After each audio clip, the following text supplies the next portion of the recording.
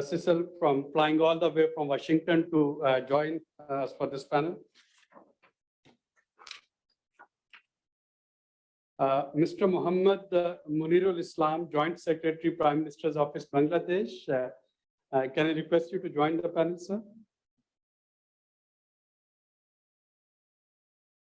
I think Mr. Islam perhaps is not in the hall. No, he's coming. Okay, right.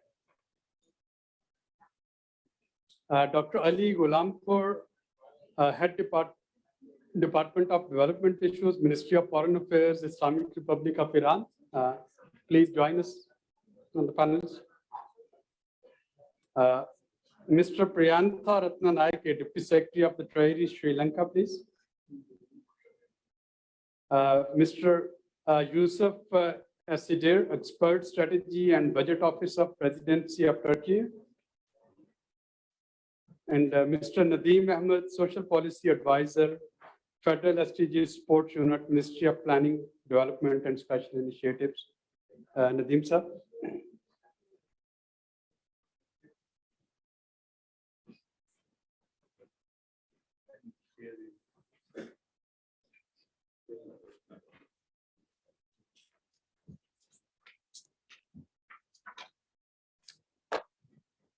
Ladies and gentlemen, this morning we are trying to have a sub-regional overview of progress in SDGs, challenge and prospects.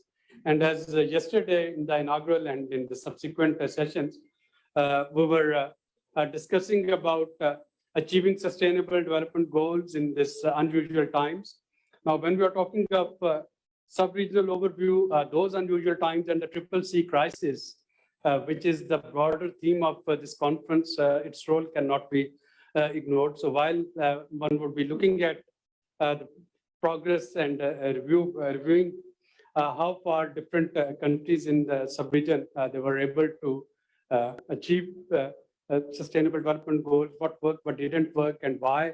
I think some of these external factors, those need to be kept in mind, especially the CCC crisis that we intensively discussed yesterday, the aftermath of COVID-19, the role of conflict between Russia and Ukraine and its aftermath and its side effects on countries in the sub-region, especially in terms of energy security and food security, how it is causing inflation and recession in different countries, and due to that inflation and recession, how the funds they are being diverted from many of the SDG goals to other priorities.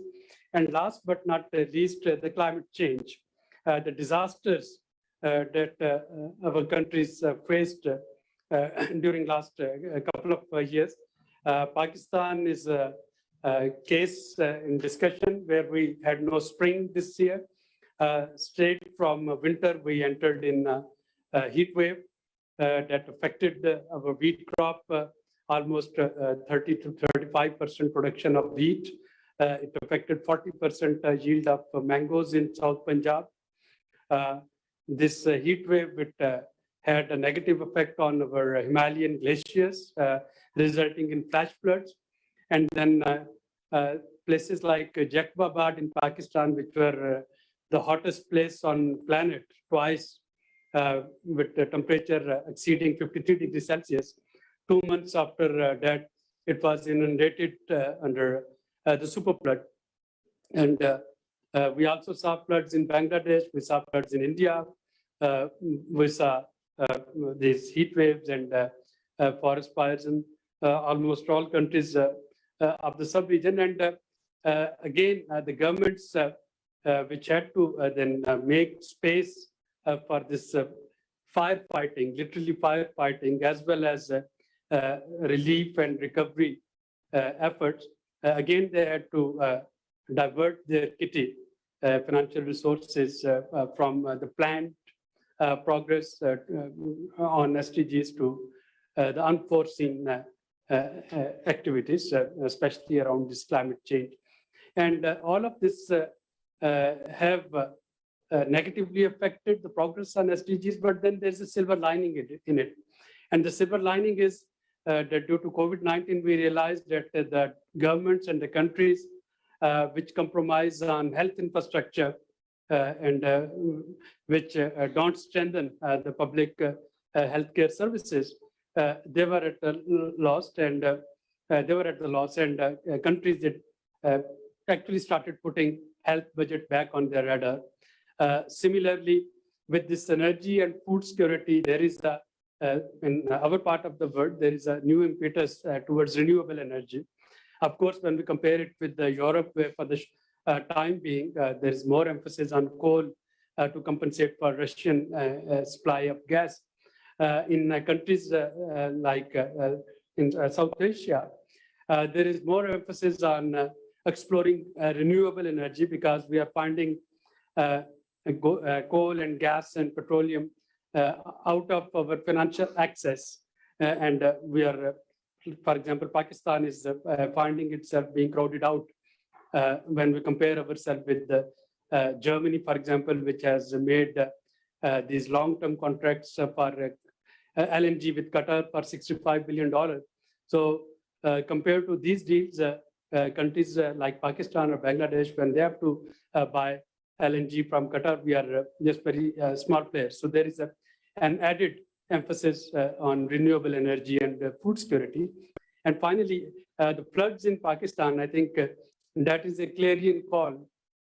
Not only in COP27, we were able to get a commitment for a loss and damage fund, but again, countries, they have realized that ignoring goal 13, 14, and 15 is no more an option. This is something that we would have to do. But for today's point of view, we would be focusing ourselves on clean water and sanitation, which of course gets affected by climate change, either flood or drought. We find ourselves that the supply of clean water and sanitation, it gets compromised. Affordable energy after the Russian war, there is a new push towards it, affordable energy. And to move forward, I think the goal 9 and 11, those are extremely important. Innovation in industry and infrastructure, sustainable cities and communities, not only for climate change, climate smart cities, but also disaster smart cities. And then finally, something that we are doing today, which is a partnership for the goals. And these logos at the backdrop, I think that is a manifestation. We have United Nations SCAP here. We have Government of Pakistan. We have Sustainable Development Policy Institute, an independent policy think tank that I represent. We have SANS, a network of civil society organization in South Asia. But more importantly, we have galaxy of panelists today from all countries of this sub-region who will be sharing their respective thoughts. So to formally start the session, if I can request Dr. Rajan Ratna to give us some highlights of SDG progress in South and Southwest. Yes, that's all. And I'll request Chair Mr. Keval Prashad Bhandari to take the process forward. Thank you, Dr. Aubrey. So excellent briefing you made in the beginning of today's session. Actually, we have a galaxy of panelists, so they will describe what's the situation going on all the sub-region. Thank you for this opportunity for SCAP and Government of Pakistan, SPI, and other delegates, excellencies, all protocol observed. South and Southwest Asia sub-region has seen its progress towards SDG regressing. More so due to the COVID-19 pandemic, the full achievement of SDGs seems now a daunting task. There is increasing divergence in economic and social outcomes within and between countries. This session will discuss the sub-regional progress, good practices and priorities to achieve the Sustainable Development Goal. South and Southwest Asia sub-region continues to lag in achieving all 17 SDGs this year. Though good progress has been made on some goals, but the pace is very slow. The goal with the fastest progress are life on land, goal 15, no poverty, goal 1, good health and well-being, goal 3. On the contrary, the sub-region is regressing on goal for climate action, sustainable cities and communities, and responsible consumption and production. The already applying results coupled with the unprecedented COVID-19 effects calls for an urgency for strategic and concentrated efforts to accelerate the progress for achieving the 2030 agenda in the sub-region. It is clear that we have to increase our investment in key areas of health, education, social protection, and basic infrastructure. We need to promote sustainable industrialization while addressing the requirements of the development of rural agrarian sectors. We must strengthen our institutional, science and technology, statistical and financing capacities. We must also move towards greater reliance on clean energy while placing environmental sustainability at the heart of our development strategies. The policy, the financing strategy taken by the government in sub-region seems that it's very hard to achieve the SDG in 2030. So we need to reorganize, reiterate, and rewrite our strategies and plan for coming days. With this note, I will request Rajan to make presentation and continue to others. And I request all the participant delegates here in the hall will remain calm and listen us. Thank you.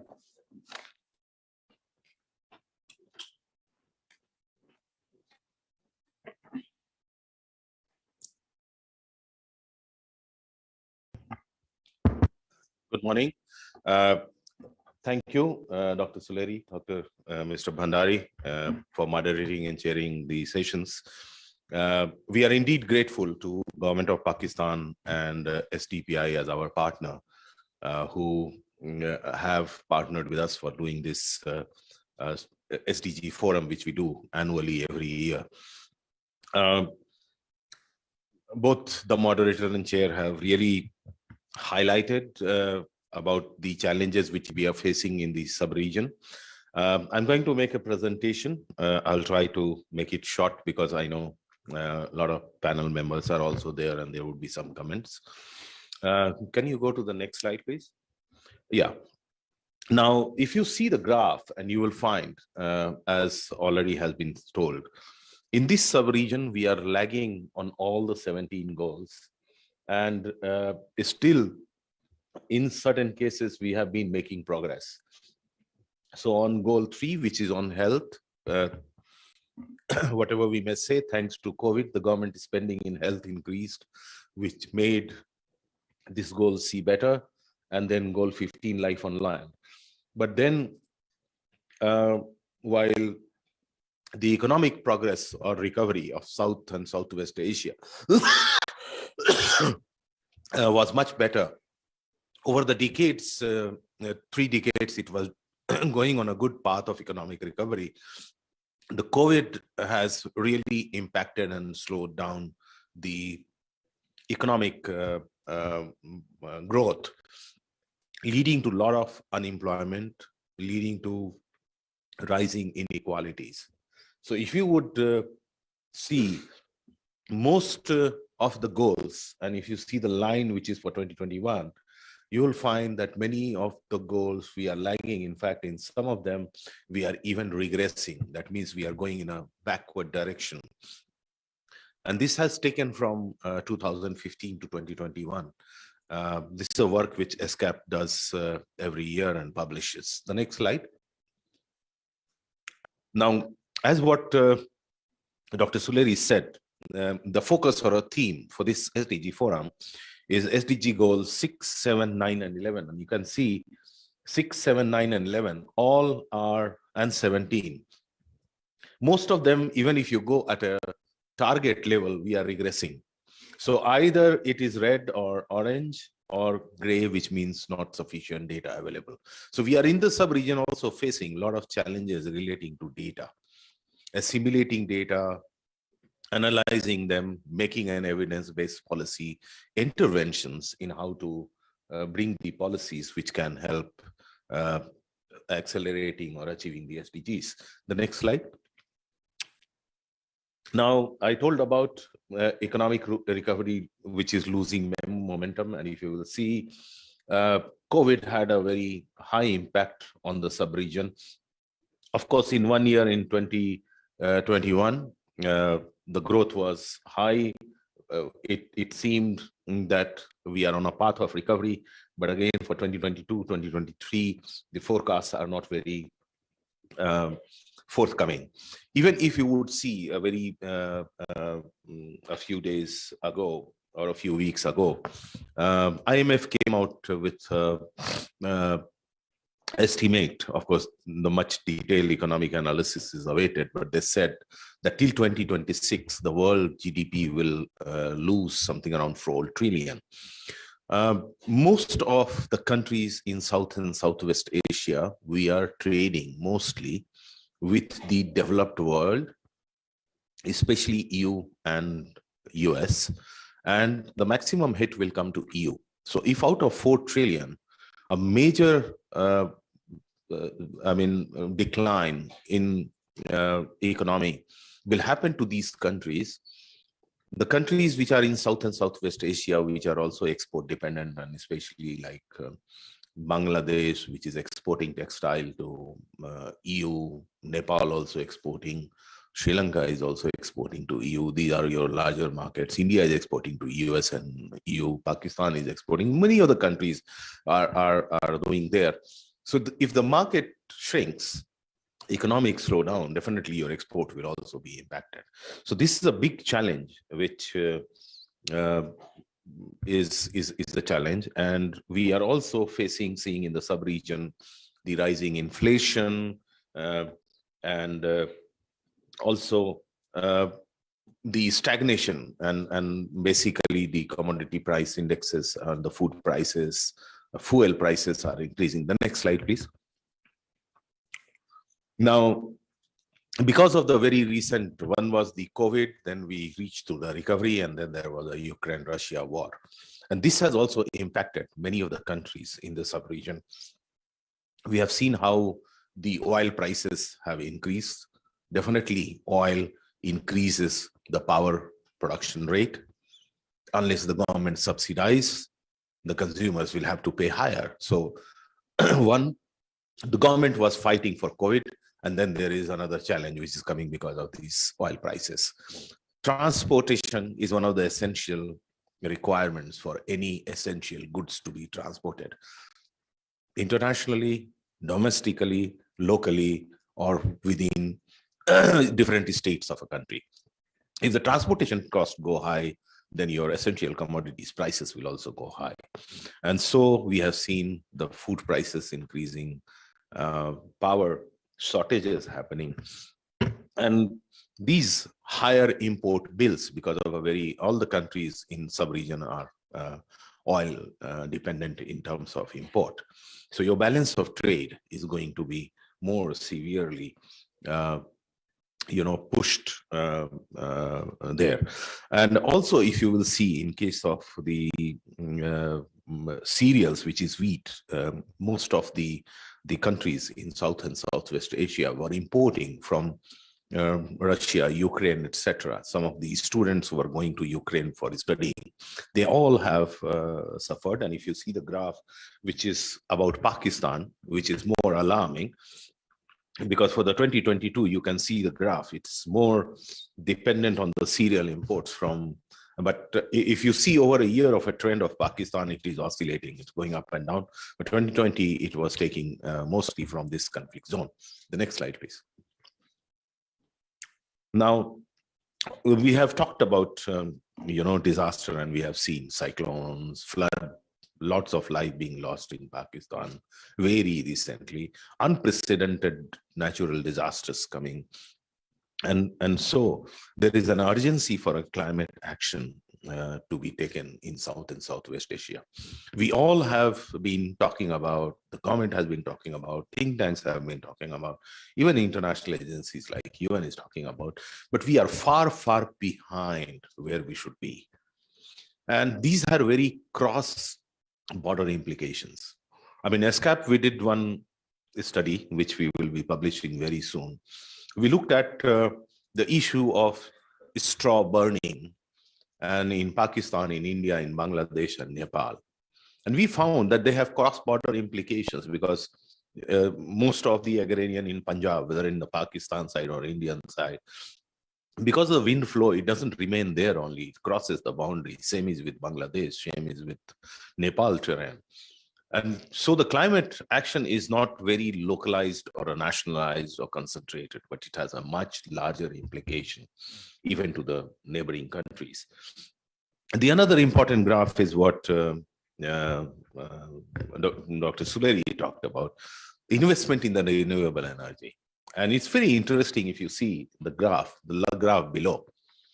The growth of course, the investment in the renewable energy is increasing, countries are investing, but still, if you see, in terms of the share of the total consumption of energy and the share of renewable energy, the share of renewable energy in total consumption of energy is much less. It's declining over years.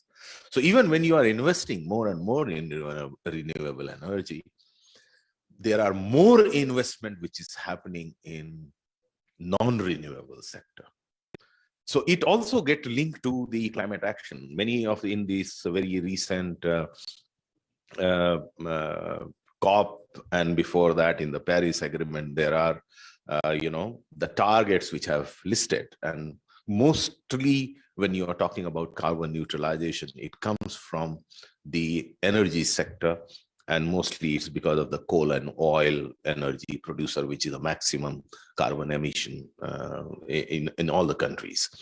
But if the share of renewable, that means the growth or the investment which is made in non-renewable is much higher, it appears very difficult. The countries may get swayed by, oh, I have put so much $1 million or $1 billion in the renewable. But being ignorant of how much the country is investing in non-renewable will not lead us to that path. The next slide, please. Now, COVID, of course, we have talked, and so there are many measures which need to be taken. The fiscal measure, there is a requirement of product or a market diversification. Countries being dependent on only one or two or three major countries for their export destination is not desirable. We have seen in COVID how transboundary movement of goods and services would have impeded. We are here in SSWA. Yesterday also we talked about SAARC, we talked about South Asia. There would be talks which will be taking place about SAFTA, but the things are not moving. This sub-region is the least integrated sub-region of the world. Our trade and investment is less than intra-regional trade and investment is less than 5%. Services, we are not trading at all. Investment, we look at other countries to invest in our countries, but we don't look at our neighbors to invest. If that is a situation, then how are you talking about regional integration? How you are talking about South-South trade? How you are talking about promoting South-South cooperation? So these are really the challenges. And also, as I said, investment into renewable energy need to be much faster and more than anything else. The next slide, please. Now, what we told, and from our analysis, we came out with a 5-point agenda, and it is still required. So we want to reiterate. I won't go into the detail. These slides will be available. But what is important is promoting growth through sustainable industrialization. investment into green investment, investing into those industries where jobs can be created, productivity of small scale units and informal sectors need to be enhanced. We still have huge cost of trade when we want to trade with our neighboring countries. It's border problems, movement of goods. The trucks are stranded there for weeks. It adds to money. The roads are bad. A journey which could have been carried in 3 hours takes 7 hours to 10 hours. You want to take it to the port, it takes long hours. There are bottlenecks at the ports. These all issues are linked, and including a lot of liberalization which is required in the services sector. Investment into core social sectors of health and education are important. Health little bit increased, but we saw over the years the government investment in the health sector was declining. Education was also declining. Mostly it was the private sector which was investing more as a business proposal in education and health. But that narrative needs to be slightly balanced by the government interventions. And therefore, the public spending on health infrastructure, higher education, etc., would be very, very important. The next one, please. Expanding the social protection, closing the gender gaps, improving basic infrastructure for addressing inequalities are also another prescription which our studies have found and we are prescribing. COVID has also seen a lot of abuse and unpaid economy for the women. Their work is increasing. The violence against women has increased. And there are various social causes which are happening because of that. Food security, agriculture, and rural development is another area which we prescribe, which is very important because all the South and Southwest Asian countries, and especially if you look at South Asia, their livelihood issue, their dependence of majority of the population is on primary agriculture, and they are only hand to mouth. So rural development, food security, and focusing on agriculture is important for them. And then the last, the investing in the clean energy and environment sustainability is another prescription. The next slide, please. So what we have been doing, or what we have been working, or what we are looking at for promoting the regional cooperation, we are talking about and we are working and connecting the dots for trade, transport, connectivity. Talked about, BIMSTEC, SAARC, SASEC, PBIN, etc. The trade and transport facilitation is an area which we are promoting. Of course, there are many conflicts, but still, that is what we are trying. We are looking at how cross-border multimodal transport network can be developed, or the infrastructure. The conventional way of everything to go by road or everything go by rail will not work now. We have to use a multimodal, and we visited certain places and we found for Bhutan, Nepal, India, certain part, and Bangladesh, it would be very, very important to connect through multimodal. Use waterways to go from one place to another place. Where the rails are not connected, you go by road and then put it on the railways and then take it to the destination and maybe again do like that. So we are working towards that. The digital inclusion is one of the very important aspects. Many of the countries are struggling with not only financing for development, but they also don't know how the tax evasion can be stopped. And the digital way is the solution for doing that. If there is an automated tax filing, if the automated cashless transfers and other things start happening, it would be very easy to tap where the loopholes are there within the system from where the money is being channeled out. And we are also working about skill development on digital upscaling. We have undertaken a project where we have trained more than 2,000 women entrepreneurs in how to use e-commerce and digital marketing for promoting their business. And slowly we will go beyond that and look into other aspects with our partners. Data and statistics, I already told, we have a lot of work to be done. Financing for development is another area which is very, very important. And I see even in the SDC, which is the Sustainable Development Conference, there are many sessions which is going to touch upon this. So we are very happy that there is an importance and a growing need which is coming on recognizing on that. The next slide, please. Well, what we have been promoting is we are taking action on evidence-based policy advisory and technical assistance, capacity building, knowledge sharing, sharing of the good practices. This is one platform where countries come, share their good practices, share their experiences, bad experiences, which could be a good learning experience for others, and promoting the regional cooperation. We are working on digital connectivity, energy, supply chain, transport connectivity. We are also working towards the sustainable graduation of the LDCs. There are a lot of challenges for them. Bhutan is graduating next year, then Nepal and Bangladesh will graduate in 2026, and they are facing a lot of challenges. Graduation overnight or even a transition does not make really them a developing country. It's only a process. It will take time. Women economic empowerment, we are doing a lot of work. We are now looking into a transport value chain, the entire value chain, where the women are and how they can benefit from that. Of course, a lot has been talked about disaster risk reduction and the climate change, even by our moderator and chair. That is another area where we are working, and that is the area where we would be working in future. And then regional cooperation is that we have the Sustainable Development Forum. We have a SANS, which is a network on SDG among Southwest Asia.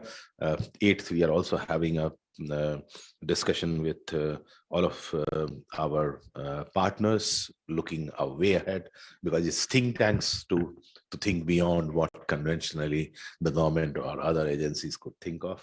And then we are also very actively engaged with the UN country teams of all these 10 countries to understand the ground realities, bring our regional or sub-regional experiences, bring our cross-border implications there, and share some of the experiences of other countries, which could also benefit the UN country team, which is helping the governments through the cooperation framework in achieving the SDGs. Thank you very much.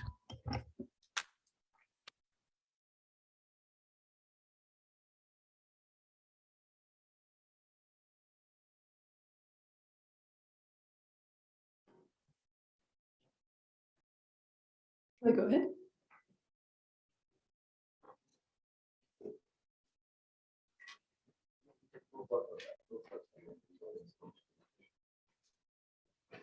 Thank you, Dr. Rajan, for setting the scene and for re-endorsing the findings which individual countries perhaps already knew, but the trends, they are quite clear.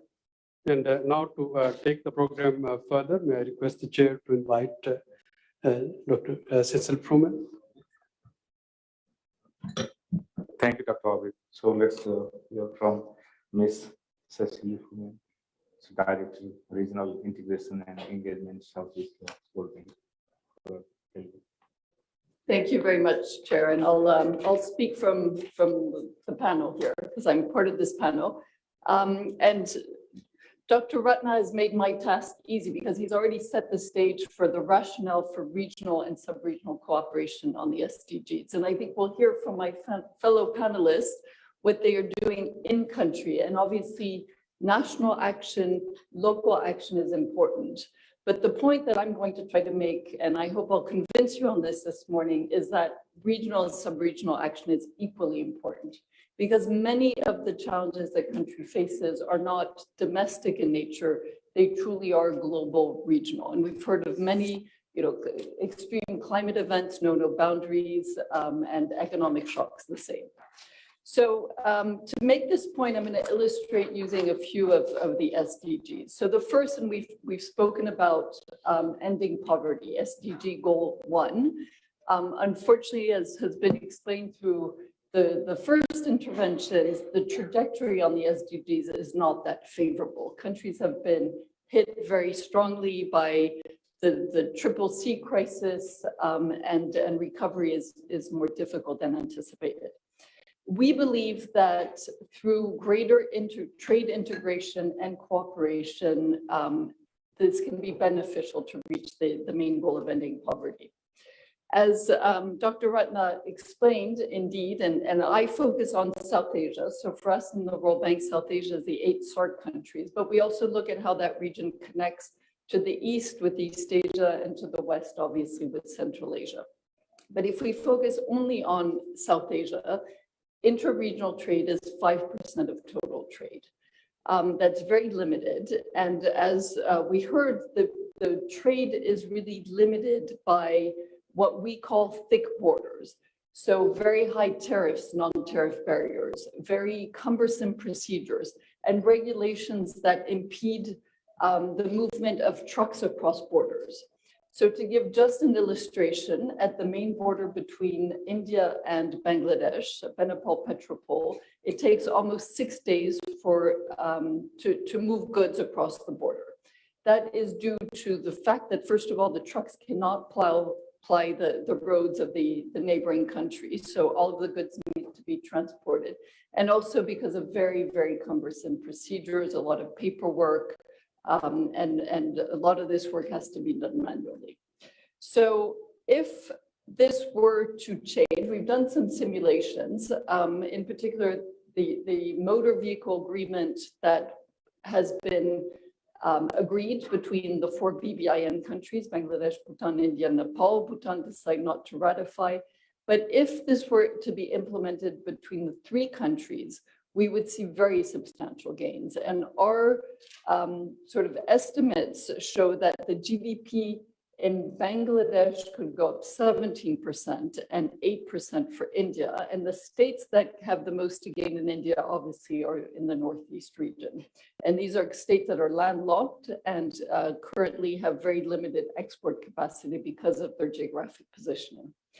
And that could result in $44 billion of additional trade every year. And that's a very conservative estimate. So the gains would be considerable in terms of jobs, and in particular for women, because a lot of the attention on SDGs, we believe, needs to be targeted towards the most vulnerable communities and also women and children. And so gains for women, gains for economic opportunities, and ultimately greater growth and prosperity. Now, turning my attention to SDG 7, affordable and clean energy. There has been a trend in this region, and it includes Central Asia also, towards more integrated regional electricity markets. And these really have the benefit of integrating resources and making electricity trade more reliable and more fluid. There are a number of countries in this region that have significant hydro capacity, be it in Tajikistan or the Kyrgyz Republic or in Nepal and Bhutan. These countries have a lot to gain from this trade. It's a significant source of revenue. And then the downstream countries, which very much rely on fossil fuel today to generate electricity, have a lot to gain by cheaper access, more reliable access, and cleaner energy sources.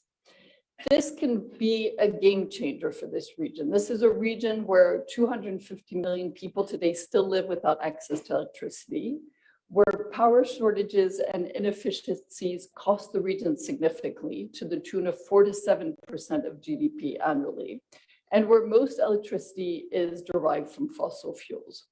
So really, this access to reliable, cheaper, and clean energy can be transformational.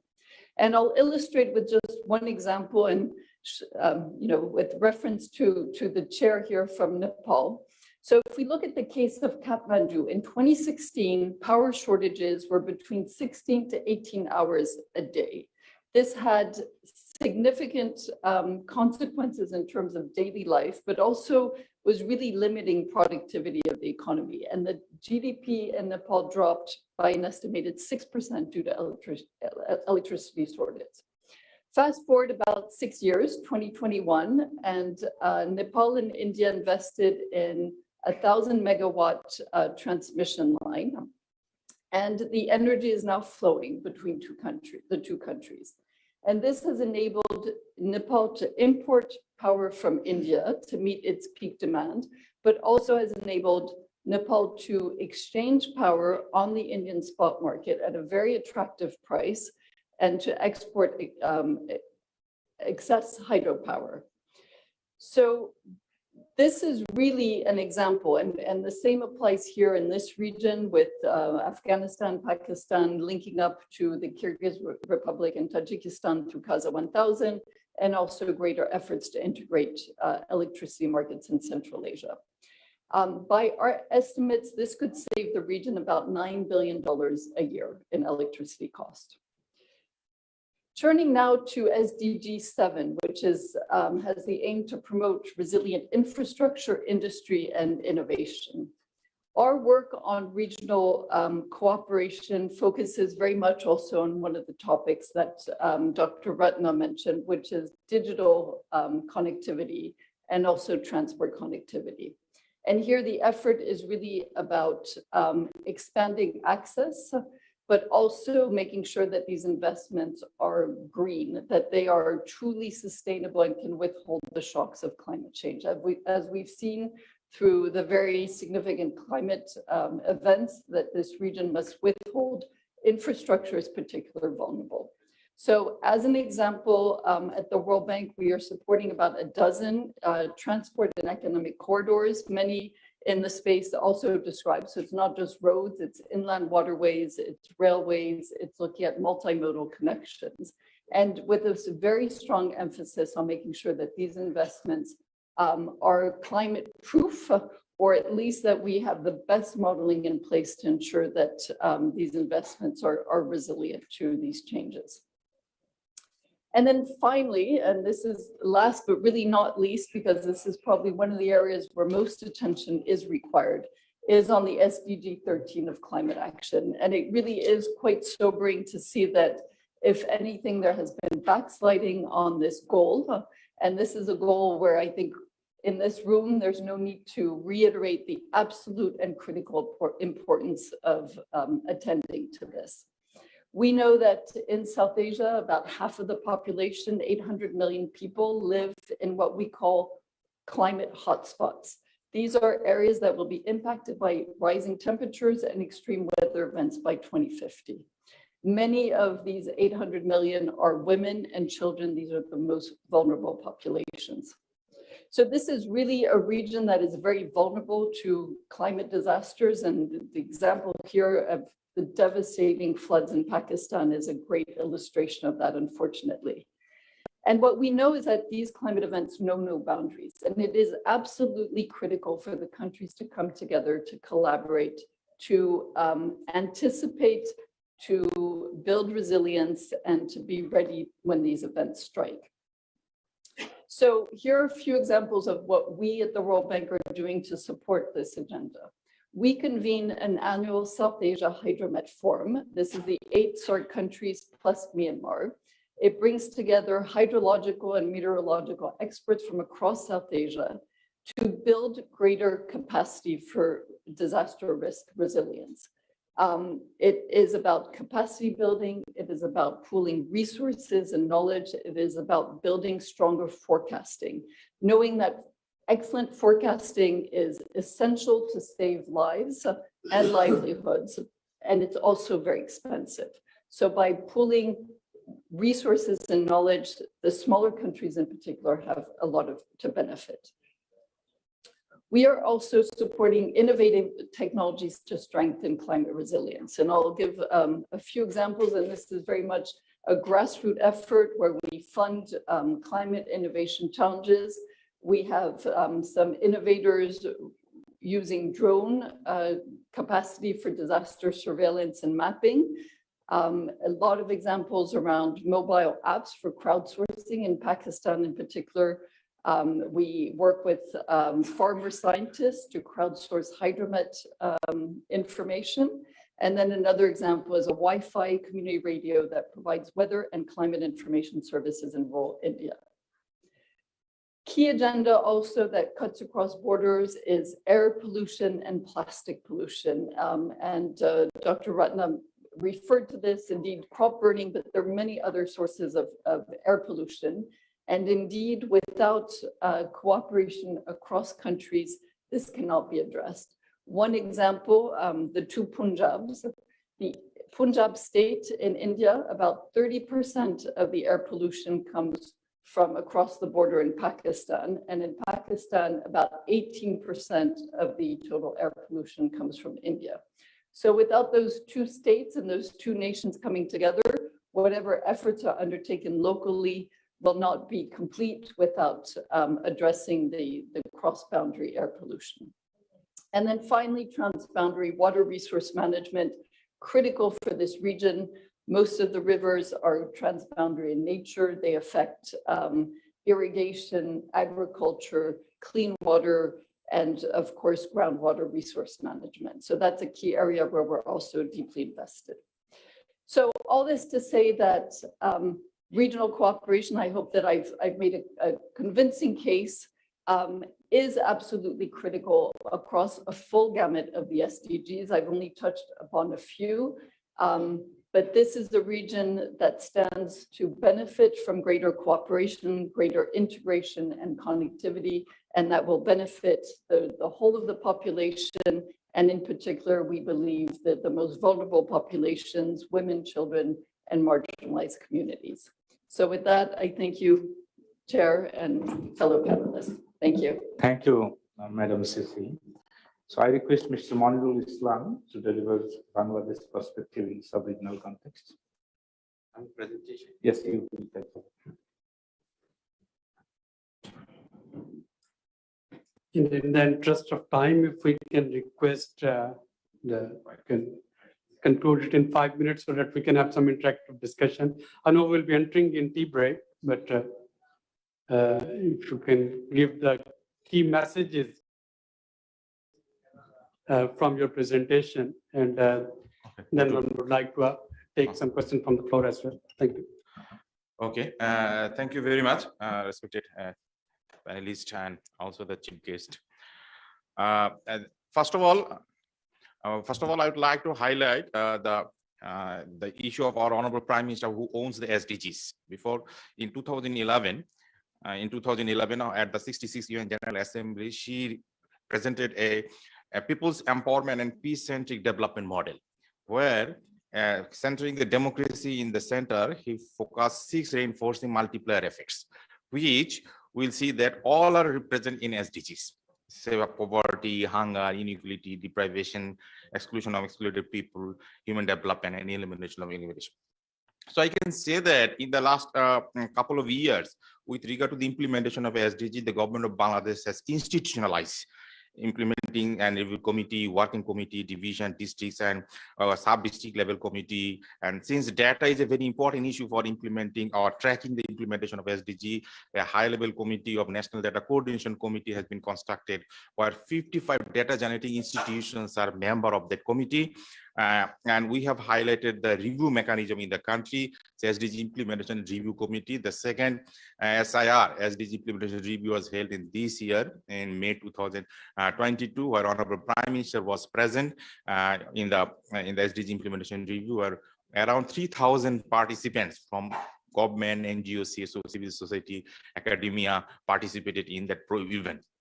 So it's a huge impact in our SDG implementation. And the top-down approach, we have constituted a high-level committee. You see that all the 25 secretaries of different ministries are present in the committee, and Planning Commission is member secretary of that committee. So in our country, we have amalgamated the ownership of the Prime Minister's office and the analytical part of the Planning Commission in a concerted way. Next slide, please. And here we have highlighted from the sub-district, districts, and also the divisional level committee. So they represent Upazila committee reports to district committee to divisional committee, and also the cabinet and the Prime Minister's office. So we have highlighted the SDGs in our 5-year cycles. We have given the responsibility as lead, co-lead, and associate to different ministries. SDG action plan has been prepared. Data gap analysis was done. Initially, only 70 data was available, but now we can at least reproduce 176 indicators data in our SDG tracker. And also in the curriculum from class 6 to class 8, SDG has been included, and SDG module has been inserted in the foundation training program of the newly recruited government officials. and we have highlighted the SDG localization issues. So for that purposes, we have identified some key indicators to be implemented at the Upazila or that is sub-district levels. And for each sub-districts, we have given them the responsibility to identify what challenging area. We tell them +1, and which ultimately reveals the leave one behind component for that particular Upazila. And also in accountability mechanism, we have included annual performance agreement in our country. The SDG has been included. We are engaging the private sector, the NGOs, the civil society, and also the youth in the implementation process of SDG. And innovation is a crucial issue. So in the civil service, we are highlighting less cost, less time, and less visit as the instrument for innovation in service delivery process. In last year, in 2020, we participated in the voluntary national review mechanism. Next slide, please. And there we have highlighted the performance of our poverty reduction. And you will see that before the onset of COVID, we are on track in reducing the poverty in our country, both at the international and national poverty line. And but definitely the update data is not available. With the household income and expenditure survey is going on, is 1 year survey period. So hopefully by March next year we'll be able to how the effect of COVID is there. Next slide, please. With regard to the hunger, the prevalence of undernourishment was declining, but in a slow pace. And stunting definitely has a highlighting performance, but still 1/3 of the under 5 children are stunted in our country, which was higher in earlier years. With regard to health, we could inform that with regard to neonatal mortality and under 5 mortality, particularly the child mortality, Bangladesh has a tremendous success to show the world, because in 2010, our Honorable Prime Minister got the MDG 4 award at the UN level. But definitely is this challenging area with regard to the COVID issue. In the last 2021, we'll see that the infant mortality, under 5 mortality remains stagnant because of the COVID effect, and also there is a slightly increasing trend in the maternal mortality. So that is the impact. Why we can give you in the next phase when the result will be available. With regard to the gender parity at the primary and secondary level, gender parity has been achieved, but with regard to the tertiary level, it is increasing, but in a slow pace. Next slide, please. And definitely with regard to electricity, Bangladesh has declared 100% access to electricity. Next slide. Access to electricity, yes, government has declared 100% access to electricity, but the challenging issue is the share of renewable energy out of total energy consumption, which is around 3%. And last year, while Honorable Prime Minister was delivering at the COP26, she declared that by 2041, where she has a vision 2041 to be a developed country, and she mentioned that the clean energy share of total energy consumption will be 40%. So that is the area we are interested to focus on it. With regard to the economic growth, you will see that there was an increasing trend, but because of the COVID effect, you can see that the growth was slightly down, and then a recovery process was there. In the next slide, with regard to the manufacturing value addition, there was an increasing trend, but definitely we can see the effect of COVID in financial year 20. And then again, we have a increasing trend again. Next, with regard to the social protection issues, the coverage and allocation has increased in the last couple of years, and particularly with regard to the allocation of social protection during the COVID period, you will see that at least 1/5 of total budget was allocated for social protection. So we can highlight it, and our ranking is 140 done by the SDGs, Sustainable Solution Network. Bangladesh Prime Minister got the SDG progress in 2021. And this is the one slide I can show you the macroeconomic effects on COVID-19 in our country, particularly the GDP growth, investment, tax to GDP, all the macroeconomic indicators that are in negative effect in our country. And definitely we're trying to tackle it. But as mentioned in yesterday and today also, that COVID, conflict, and climate change, the 3 challenging issues in our country nowadays. We are telling the 3 Fs as well. Number 1 is the food, number 2 is the fuel, and number 3 is the foreign exchange reserve. That we can be included in the development discourse nowadays. Thank you very much for giving me the time. Thank you, Mr. Monreal. Thank you for updating the Bangladesh progress on achievements and the continued contribution to sub-region. I request Mr. Dr. Ali Ghulampour, the head of Department of Development Issues, Ministry of Foreign Affairs, Islamic Republic of Iran, to deliver his message to the session. Thank you very much for organizing this meeting and inviting us to participate in this very important and delightful gathering and the meeting that really we discuss very urgent and very crucial issues ahead of our nations and governments, the way towards sustainable development. I just was following all the remarks and interventions made by our distinguished fellow panelists. However, I would like to tackle this very important issue from another perspective and angle. You know that the international community has had a long journey from 1992 to 2015 to reach to a roadmap for international community at international level for development, which is Sustainable Development Goals and SDGs, with its 17 SDGs. And 2015 was really a milestone year in the history of international agenda setting, which was in that year we had the SDGs document, final document, 2030 Agenda for Sustainable Development of the UN. Then we had the Sendai framework, we had the Paris Agreement, and we had also the Addis Ababa document for financing for development. So you see that all the trends and movements just intersect in one point in time in 2015. And the main essence and the main elements there in all different documents and agreements was the spirit and the willingness for cooperation, partnership, and integration at not only at sub-regional levels, but also at regional and international levels. And when you look at the SDG document, the 2030 Agenda, it's enshrined and reflected in SDG 17, which is partnership and cooperation. So everything will lead us to that point that for achieving SDGs, for fulfilling and implementing all the SDGs and going smoothly through this roadmap, we need tools, we need means of delivery and means of implementation. And the concept of support has been very smartly and delicately elaborated in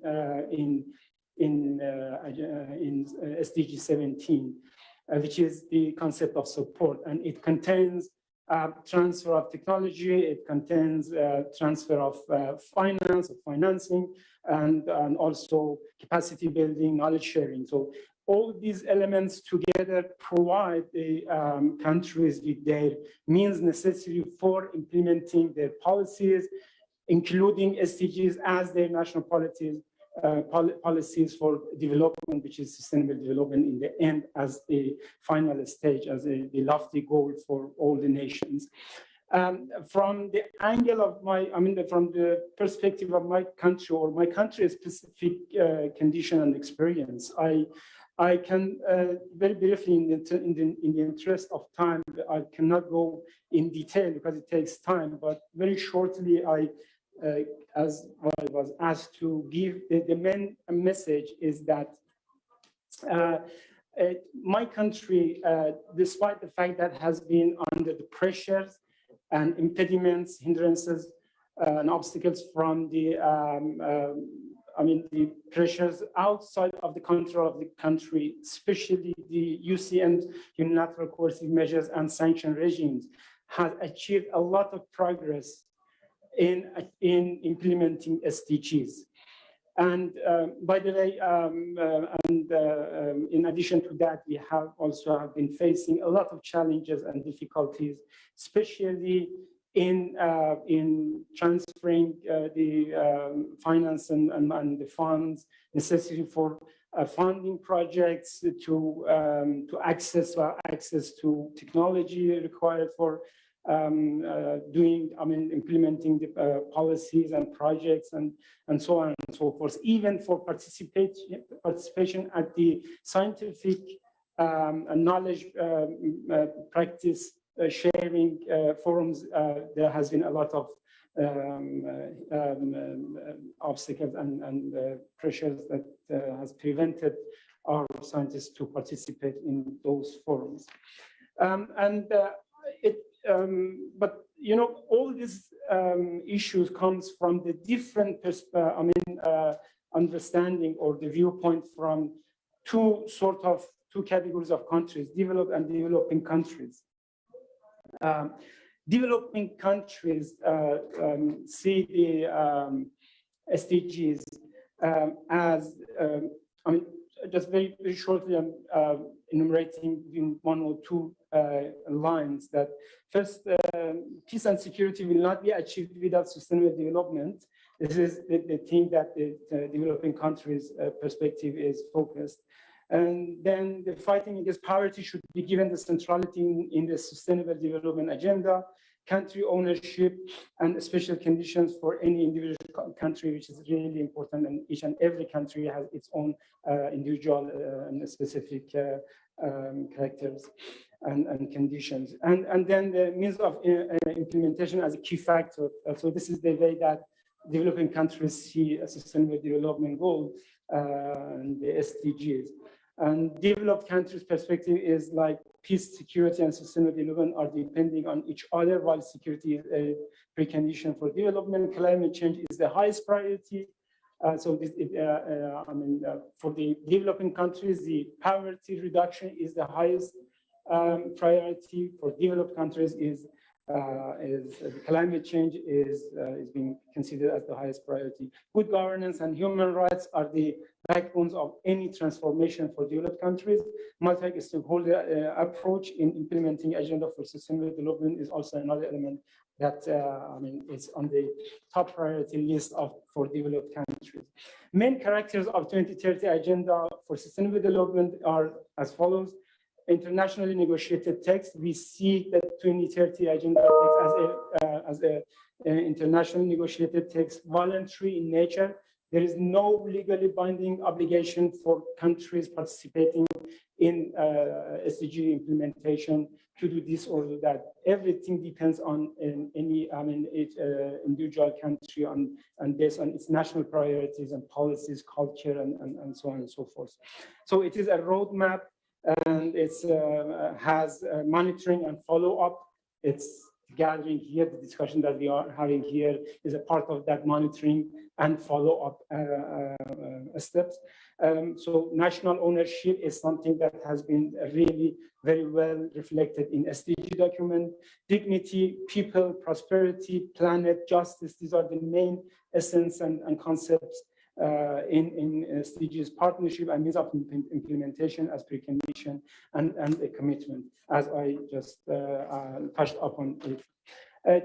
The main challenges and obstacles for implementing SDGs in our countries are failure in abiding to the commitments by developed countries. And this is really important because the developed countries has made a lot of commitments in, for example, in Paris Agreement for annually mobilizing and funding $100 billion annually for mitigation and adaptation projects for climate change actions in the countries. But it's not done, it's not there. And we are really far from that point. And the promises has really failed and not abided.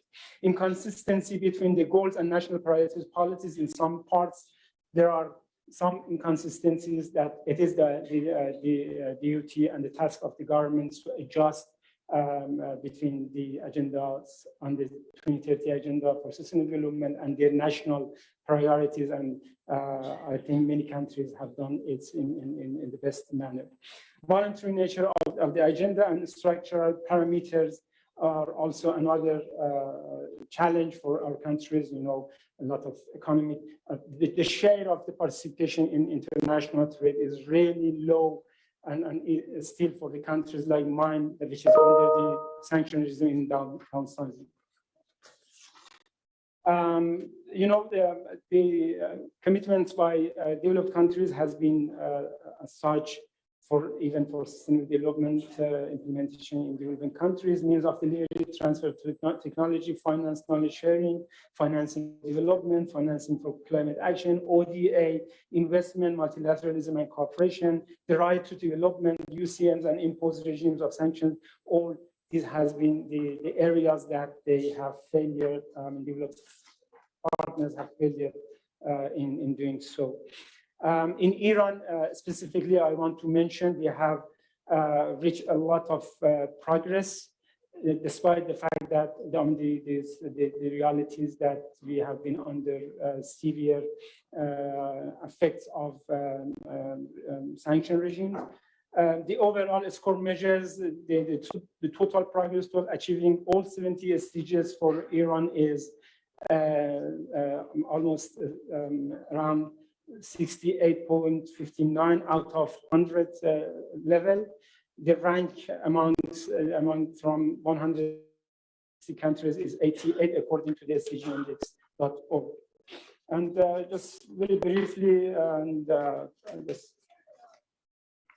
in SDG 6, the population using at least basic drinking water services, it's on track or maintaining SDG achievement with 97%. It's almost achieved, but there are some challenges remain. Population using at least basic sanitation services, a score moderately improving and sufficient to attain the goal, but it's now at 90%, 90.27%. For freshwater withdrawal is of available freshwater resources is 81%. There are challenges also remain there. Anthropogenic water, wastewater that receives treatment is 3.73%, which is the major challenges are remain there. And scarce water consumption embedded in the impact is 664%, which is also achieved the SDG. For SDG 7, affordable and clean energy, population with access to electricity is 100, which is remarkable and appraisable. The population with access to clean fuels and technology for cooking is 96.50%. CO2 emissions from fuel combustion per total electricity output challenges, major challenges are remain. Share of renewable energy in total primary energy supply, major challenges remain. And for SDG 9, I will not go into it because my time has ended. And also for industry and innovation, we have a lot of achievements and SDG 11 too. Thank you so much. I don't take your time more than this, but a lot of No problem, has Dr. remained to talk about later on in the. No problem. Thank you so Dr. much. Thank you for sharing Iranian experience in SDG and just interpreting Tehran eyes on developing countries and developed countries perspective on SDG. Thank you again. So I request Mr. Priyanka Ratnayake, so Deputy Secretary of Treasury of Sri Lanka, to express Sri Lankan view while the Treasury of Sri Lanka is thinking in these days. Thank you, Chair. First of all, thank you very much for inviting me to join this panel. As we have seen from Dr. Ratna's presentation and also from the interventions from the other panelists, the socio-economic impact arising from the COVID-19 pandemic are severe. Although the pandemic did not discriminate countries, its economic impact had disproportionately, across the nations, especially considering the developing nations which were experiencing pre-existing vulnerabilities. So my interventions are basically to share the Sri Lankan experience, and Sri Lanka shares the similar set of development challenges as with its neighbors in the region. Currently, Sri Lanka is facing with multiple economic challenges, including contraction of the economy, high fiscal budget deficit, high government debt, and high inflation. We have seen a contraction in the economy since 2019, reflected by continuous downward trend of GDP growth rate. The GDP growth rate for the fourth quarter of 21 was minus 5.8%, and for the second quarter of 2020, it was further deteriorated to minus 8.4%. So the government revenue declined to a historical low level of 8.7% of GDP in 2021. Meantime, the government expenditure as a percentage of GDP increased to 21% in 2021 as a result of increased expenditure on COVID-related activities, salaries and wages, and interest expenses, and also for the social protection activities. Accordingly, the overall fiscal deficit as a percentage of GDP worsened to 11.6% in 2021. So the other part is, given the limited access to the international financial market, the government was compelled to finance the budget deficit mainly through the banking sector, including the central bank. So according to outstanding central government debt, which as a percentage of GDP increased to more than 100% by 2021. Headline inflation measured by the National Consumer Price Index reached to 70.6 in October 2022 on a year-on-year basis. And the annual average inflation is about 42%. So in this background, we have seen the increasing trend in poverty levels and widening income inequality. Both income poverty and the multidimensional poverty levels are increasing. According to 2019 data from the Household Income and Expenditure Survey, the national poverty ratio has increased from 4.1% in 2016 to 14.9% in 2019. The World Bank has estimated in 2021 that around 500,000 people have fallen under poverty line of 3.20 per day, international poverty line, due to the job losses in the formal sector, which employs around 60% of the labor force. Poverty levels in the district vary significantly from a low of 3.5% in Colombo to 44% in Morelia. State areas are pockets of poverty that requires policy attention, as more than half of people living in these areas are currently under poverty line. Then food insecurity and malnutrition have become major concerns. According to the World Food Program Situation Report in 2022, more than 1/3 of the population is now facing acute food insecurity in Sri Lanka. According to recent UNICEF report, 5.7 million people, including 2.3 million children, are in dire need of food support. It also revealed that 15%, 7% of children under 5 are suffering from malnutrition. So financing for nutrition interventions would be a key challenge amidst funding requirement for poverty alleviation and the development. In addition, the rising food cost in the backdrop of declining productivity levels in the agriculture and the shortage of essential food, access to nutrition diet will be a constraint, especially for those under the poverty levels. So Sri Lanka has, the government has initiated a program recently to ensure good crop production in the next cultivation season by providing necessary agricultural inputs and other facilities for the farmer communities. The fertilizer subsidy program for paddy and other field crops have already been announced. I don't want to go into details, but I will try to give a key message. Then the additional funding for health and education is very important. The country's healthcare infrastructure development requires additional financing. Although the healthcare spending by the government has increased since 2016, this expenditure is lower than the upper middle income countries' health expenditure. With regard to the education, also key priority would be to secure the required resources for learning recovery, helping children to catch up and reduce the learning inequality that has increased during the school process. Then the gender disparities remain as a challenge. Government is concerned about the low participation of the women in the formal labor force. Around 26% of the household in Sri Lanka are headed by the females, which indicate the need for increasing female labor force participation.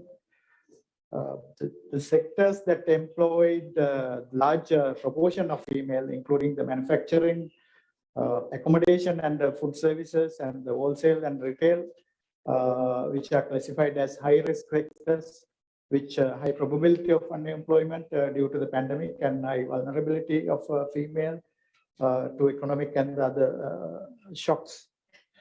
There has been an increase in the number of female labor migrants in recent years. Given that, again, the issue is that the migrant workers for domestic work face much exploitation in their jobs, and that need to be given attention. Then let me briefly touch on some positive notes also.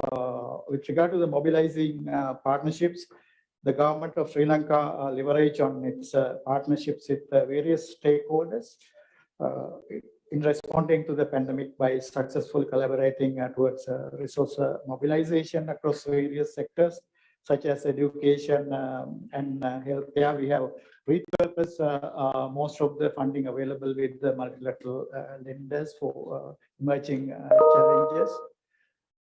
Successful private sector partnerships formed swift but ad hoc manner at various levels played an important role during the time in reaching the vulnerable and poor.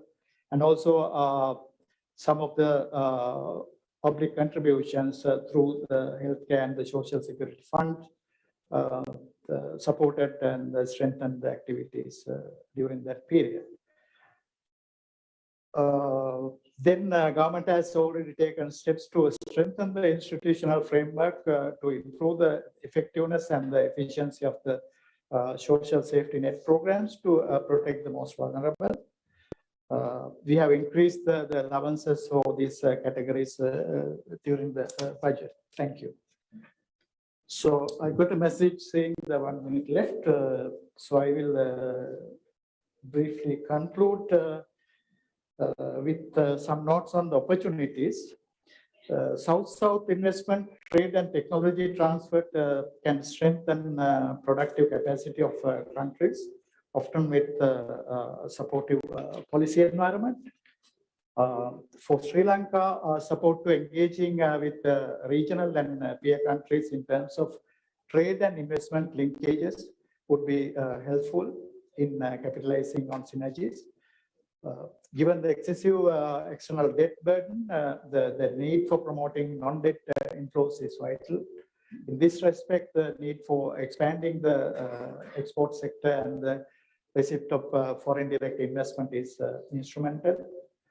On the trade front, preferential market access to other countries through special tariff reduction, special quotas and similar measures would be vital. And Sri Lanka also seek support from member countries to develop the tourism sector, as the continuation of the momentum of the tourism industry is crucial to recovery and the economy that help the BOC pressures. Finally, let me take a few seconds to my key message is During the COVID period, we have seen very good partnerships and the collaborative effort to address the common issue. All parties, including governments, international agencies, health authorities, financial institutions, NGOs, all joined together and came up strongly to fight against the pandemic. But today, the post-COVID period, the challenges are a little different from the COVID period. The global economic outlook is very gloomy. Economic growth is slowing down. Financial markets are very volatile. Interest rates are increasing.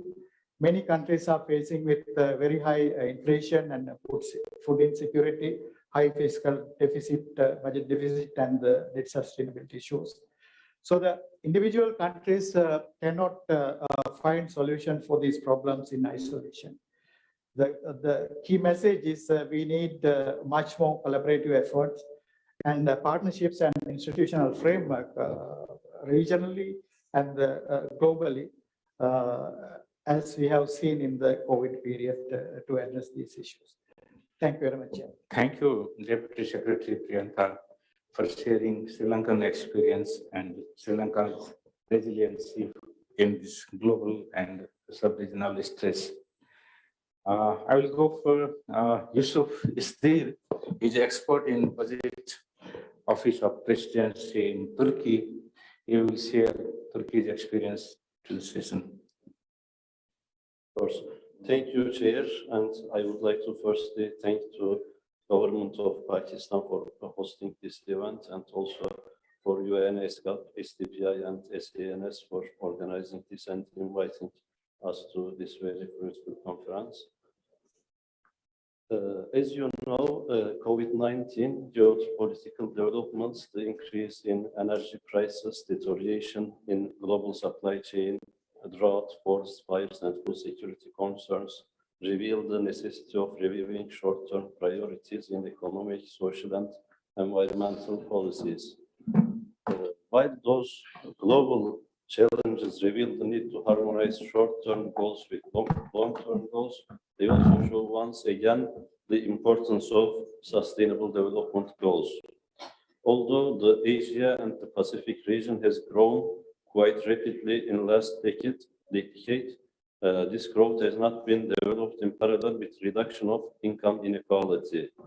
United Nations estimates indicate that since the beginning of the pandemic, 85 million more people have been pushed into extreme poverty and live on a $1.9 a day or less.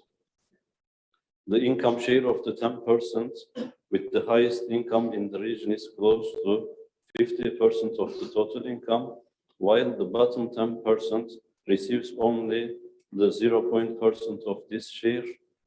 So increases in inequality beyond a certain threshold and degree of persistence, lower economic growth, and deprive the poor of the ability to stay healthy, acquire education, accumulate skills. Some main problems have been experienced in the field of inclusive growth throughout the region. The general food price index reached its highest level in 10 years, and by 2022, it rose 28% above 2022 levels. Pandemic-induced disruptions to production and shipping, including higher shipping costs, also translate into higher cost of goods. In many developing Asia and Pacific countries, the depreciation of the currency also contributed to inflationary pressures. The COVID-19 outbreak has shown that continuing to destroy nature for short-term economic gains increases the fragility of the countries and their economies. In line with Turkey's position as a developing country, policies are followed to support green growth and limit the increase in emission trends. And also the efforts for adapting to the climate change are given utmost importance. Within the scope of combating climate change, important steps have been taken in the last year in Turkey.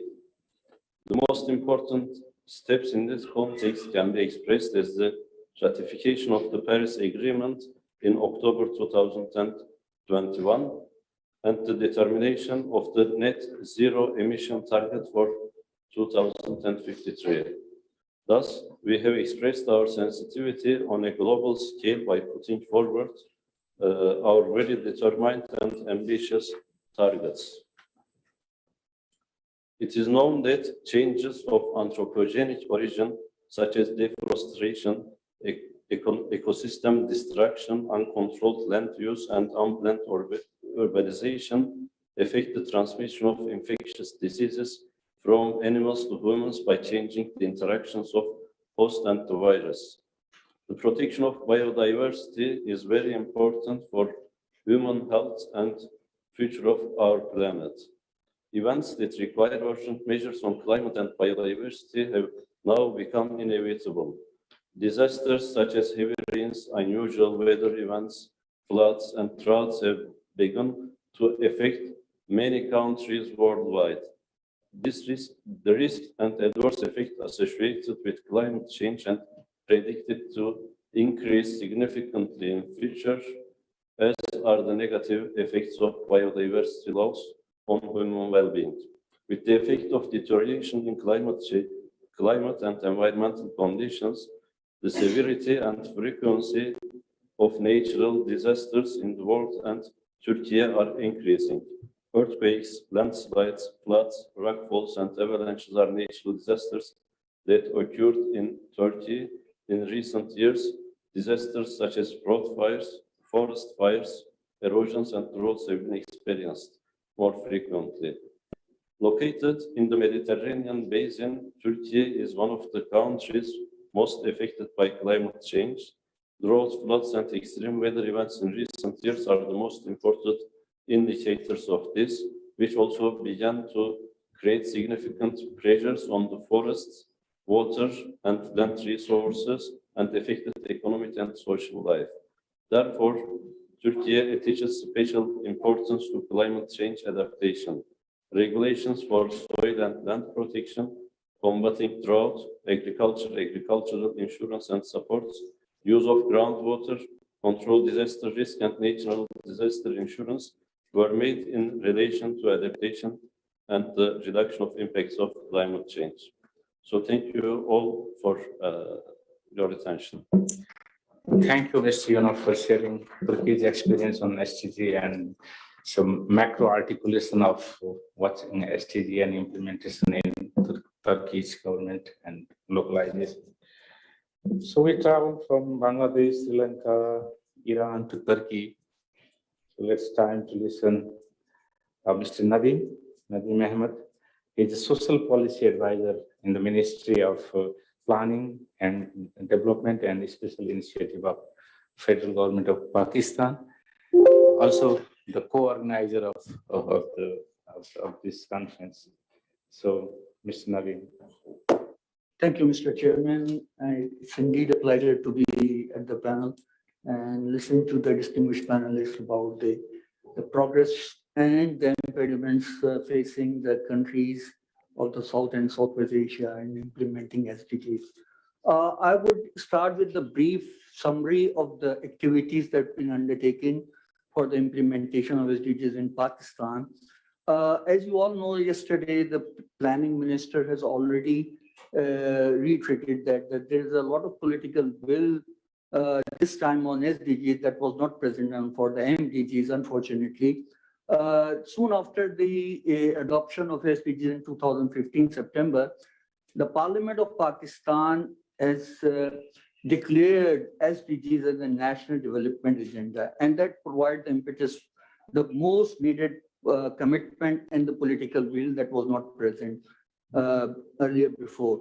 Soon after that, the government of Pakistan and UNDP come into collaboration to start a project called National Initiative for SDGs and have an institutional setup to attach a dedicated SDG support units within the planning and development departments at the provincial level and the planning commission at the federal level. And the reason for the establishment of these SDG support unit was to enhance the vertical and horizontal coordination and to provide a knowledge and bridge the knowledge gap through research and the best practices for the SDG implementation. National Parliamentary Task Force and Provincial Parliamentary Task Force was also established for oversight and required legislation. And one of the big things that happened in 2020 was the institution of the NEC subcommittee on SDGs. NEC, National Economic Council, is the highest decision-making forum in Pakistan. It's been headed by the Prime Minister of Pakistan. And for that NEC, the subcommittee has been established at the Planning and Development Planning Commission in Pakistan, which has been chaired by the Planning Minister, and all the provincial ministers and the ACSs are the part of that committee. And we have already 2 meetings of the NEC subcommittee, which has taken a tremendous decision for the provincial governments and the federal ministries as well. You know, the SDGs are very inspirational and demanding and ambitious agenda. To localize the SDGs in Pakistan, we prioritize the global inspiration in accordance to the local need. And for that, we develop a prioritization matrix. With the help of that matrix, we develop a national SDG framework that has been approved by the NEC in 2018. Now the provincial governments are also developed their own SDG framework reflecting their local priorities, the provincial priorities and local priorities. The other thing that we did in Pakistan, that we analyzed the entire data ecosystem for monitoring and reporting of SDGs in 2018. And that was a very productive exercise that gives us a brief snapshot of how many indicators that Pakistan can report in 2018. And at that time, we had less than 50 indicators that we can report. In 2020-21, we published our first SDG status report that shows that Pakistan now reporting 133 indicators, in which the 93 plus indicators are being reported from the national sources. So we have done a lot of work on the data side as well. We have developed our own SDG index, which been told by the Secretary Planning yesterday, and we also develop our own SDG dashboard. I would request Asfar to see a short video about the SDG dashboard.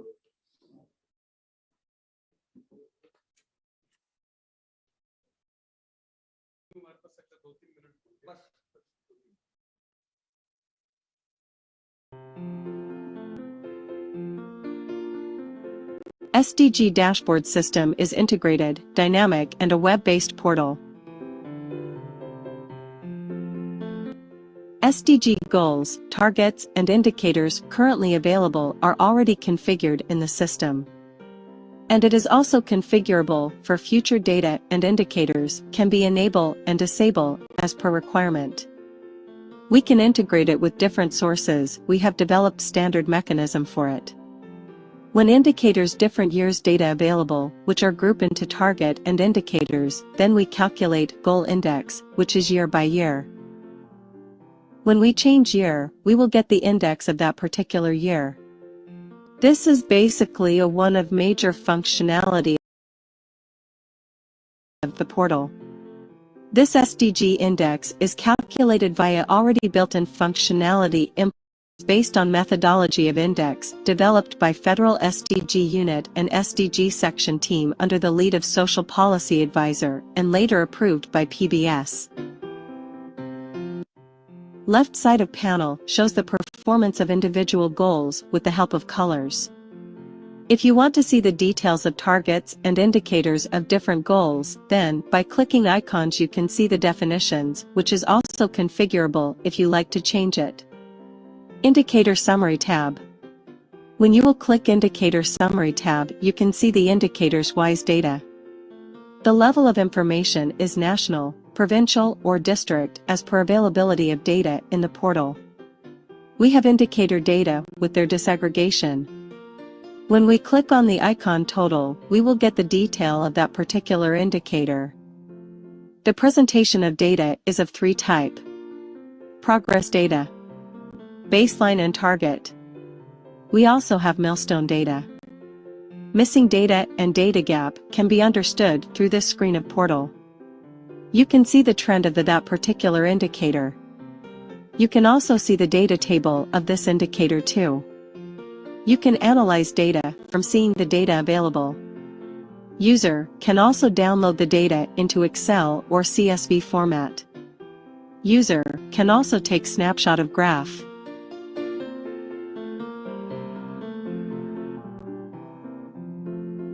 Admin panel.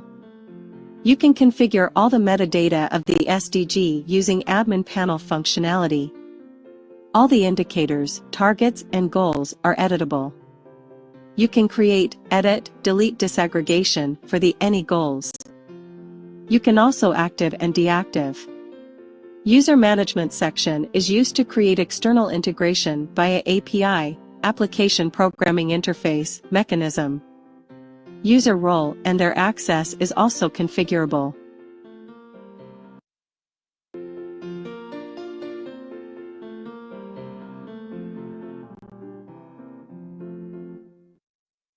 Thank you very much, Asper.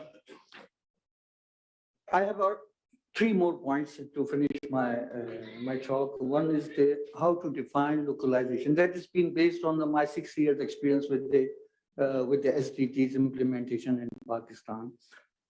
Is it the transformation of the global agenda into the local need, or it is the strengthening of the local political system, local institutional capacity, or the local financing capacity, including the taxation capacity? So we have to look into if we really want to localize the SDG agenda, we have to look into these questions as well. My second point is the coordination, not only within the country, but also at the regional and sub-regional level that's been emphasized by our earlier presenter. We are lacking, just because of the COVID, and we were lacking to have capacity building workshops for the people who are implementing SDGs in their respective countries. Political stability, internal, external, is imperative for the SDG achievement anywhere in the world. And my fourth point is the high population growth is the major issue in the developing countries, and unfortunately, no target has been specifically in the SDG framework address this issue. So this is something from my side. Thank you very much. Thank you, Mr. Nadi. Thank you for Pakistan's sharing experience of this data structure priority given, and especially the very dynamic dashboard we prepared for the presentation. So this time is running, and we have very few moments for the open discussions from the floor. The people in the dais is already say many things. So from the listener's point of view, we want to listen. Any questions to the presenter or the moderator or maybe the chair? So please support with the mic ahead, microphone.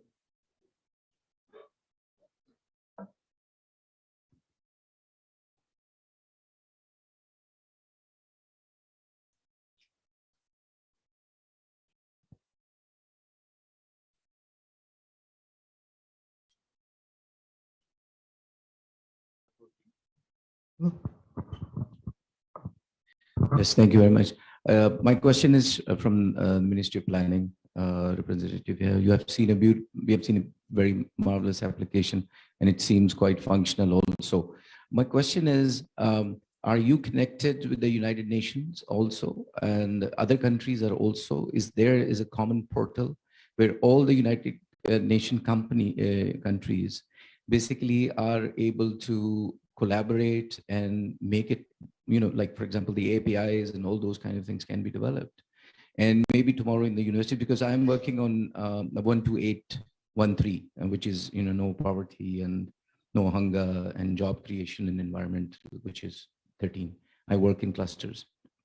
And so my concern is that as this is an international effort and we are working for the common goal to make the world more peaceful and, productive, Pakistan has done such a great job. There is a way, or there is a portal which United Nations has, where they can benefit from us and our efforts. The same applies to India, apply to Bhutan, Sri Lanka, and others. Otherwise, I believe that it's going to be the same distributed environment and distributed database, which is not going to give us some kind of an accurate information at the level of the world or global, So there is a way to take the pulse of the entire world after another 5 years. Thank you.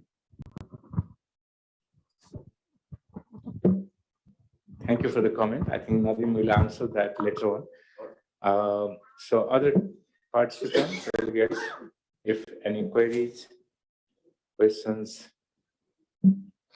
I think participants and delegates are very cautious about time. So they are not making any questions. So Mr. Nadim, anything to answer? Thank you very much. Very pertinent question. We are in a process of integrating this dashboard into our national databases that is already in. For instance, we are in a process to integrate this dashboard with the Pakistan Bureau of Statistics dashboard. We are in a process of integrating with the Ministry of Human Rights dashboard and other. And most recently, we have integrated the 1.3.1, which is a social protection dashboard that we developed by the ILO. We integrated this in that dashboard already. You have mentioned you have given a very good suggestion to integrate it to the global at the global level. Definitely, when it has been launched formally, it's not been formal launch; it's been soft launch. We presented here just to benefit our viewers that Pakistan is in a process of developing this dashboard, and soon we are going to launch it by the Minister of Planning. But your suggestion is well taken. We will try to integrate it with the UN dashboard as well. Thank you, Nadim. I think the session is almost over. I just want to perform some formality to thank you all the panelists here and organizing SDPI, Pakistan government, UNISCA, and supporting from the World Bank point of view. And thank you, Mr. Silly, that our panel is no more manual of your presence. Otherwise, it's very gender insensitive, maybe. So thank you for the delegates, participants, and listeners for being with us in this session. The session is formally over. Thank you.